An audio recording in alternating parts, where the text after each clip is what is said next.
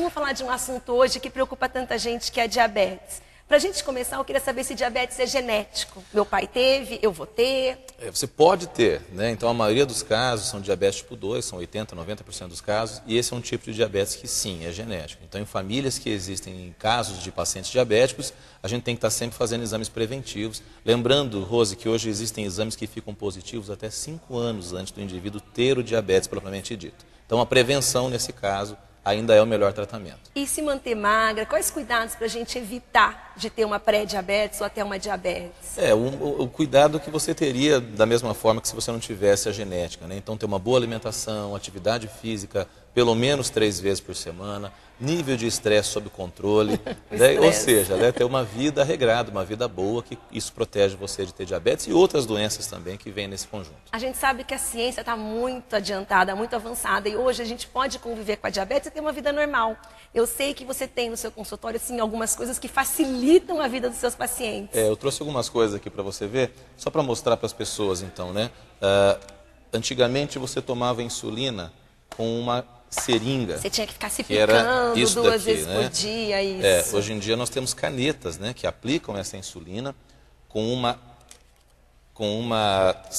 uma agulha muito menor do que Assusta a gente tinha. menos, né, Sidney? Porque e a é muito mais confortável. Dá uma sensação ruim. A gente chega a ter, inclusive, uma aplicação sem dor, né? Então eu vou mostrar, essa aqui é uma agulha antiga, não sei se vai dar para pegar lá pela câmera. Eu sei que conhecia que né? Meu pai aplica 2 vezes ao dia. E isso é a maneira que a gente tem de aplicar insulina hoje, no ano 2010, acho que não vai dar nem para enxergar essa agulha lá corretamente. Olha a diferença, né? Não sei, é muito fininha. Essas insulinas não precisam mais ficar na geladeira, você pode colocar na sua bolsa, ela pode ficar até 1 mês fora da geladeira.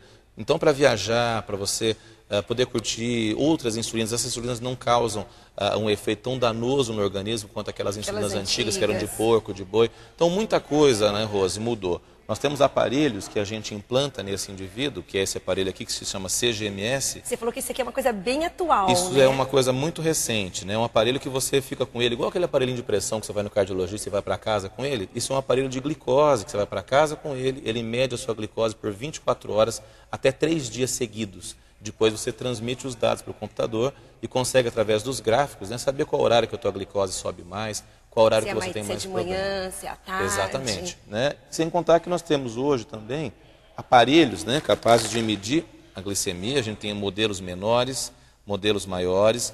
Esse modelo aqui ele já vem com as tiras, ó, só de você fazer isso aqui ele já liga, já sai uma fitinha aqui em cima, você pica o dedinho e te dá o resultado em 5 segundos. Você consegue conviver bem melhor, né, com essa doença. Sim, você consegue se monitorizar, né? Existem técnicas hoje que permitem que um diabético que toma insulina possa eventualmente comer um doce, né? Então a gente consegue dar uma qualidade de vida muito melhor para esse indivíduo que tem diabetes. O Sidney, a gente sabe que crianças também têm diabetes. Aquele aparelho que a gente falou que fica 3 dias, você também pode ser usado com crianças? Com crianças, com gestantes, é muito importante, né? Muitas vezes. Cuidar bastante da diabetes. Sim, porque existe um tipo de diabetes que é o diabetes gestacional, que é aquele que a mulher tem só enquanto está grávida, né? E ele, quando bem cuidado, não leva a danos para a criança, né? Mas se mal cuidado, ele pode fazer, inclusive, malformações, etc. Então, esse é um aparelho que consegue me dar uma visão muito melhor de como é que está o controle e se eu estou atingindo as metas de tratamento para aquela gestante ou não. A gente sabe que tudo isso é um pouquinho caro. E você me falou que tem uma novidade hoje, que acho que são aquelas canetas que o SUS já está liberando dependendo da diabetes, não é verdade? O nosso estado é um dos poucos estados que tem um programa de medicamentos excepcionais. Então ele fornece não só as canetas, como também as tiras, as agulhas, né, para que a criança, principalmente, o portador de diabetes tipo 1 apenas, o tipo 2, que é a maioria não, mas o tipo 1, que é o mais grave, que é totalmente dependente de insulina, ele já consegue receber boas insulinas, as tiras e tudo que ele precisa para controlar bem o diabetes. Então, o que tem que fazer para conseguir? Ele tem que ter um endocrinologista, né, que seja credenciado no programa. Existe um protocolo para ser preenchido, ele vai a Curitiba, demora mais ou menos uns 90 dias para ser aprovado. E ele tem que prestar contas para o Estado de que ele está cuidando bem do diabetes a cada 90 dias, porque é um programa caro. Então é o médico que presta contas e você vive a vida inteira vive bem e conseguindo essas canetas. Exato. O nosso futuro, eu estou indo para um congresso agora em Orlando, quarta-feira, né? Está sempre bem atualizado, né? Tem que correr, porque isso muda muito rápido, né? é o transplante de célula-tronco, que deve curar o caso de diabetes que são dependentes de insulina. A gente que tem família com diabetes, pessoas com diabetes na família, a gente sabe quanto isso causa. Mas muita coisa mudou, os últimos 5 anos foram revolucionários para quem trata diabetes e para quem é tratado de diabetes também. E a gente tem que estar sempre em cima, porque a coisa muda muito rapidamente. Muda. O que é pior para diabetes para uma mulher, para um homem, para uma criança? O que é mais difícil de tratar, Sidney?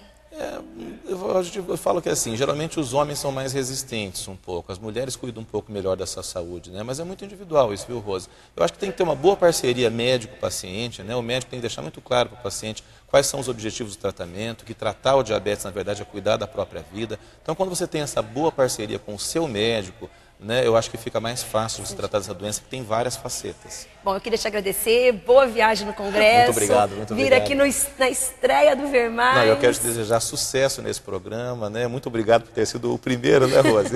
E quando você voltar do Congresso, você volta aqui no Ver Mais para contar as novidades. Trago as novidades. Muito obrigado.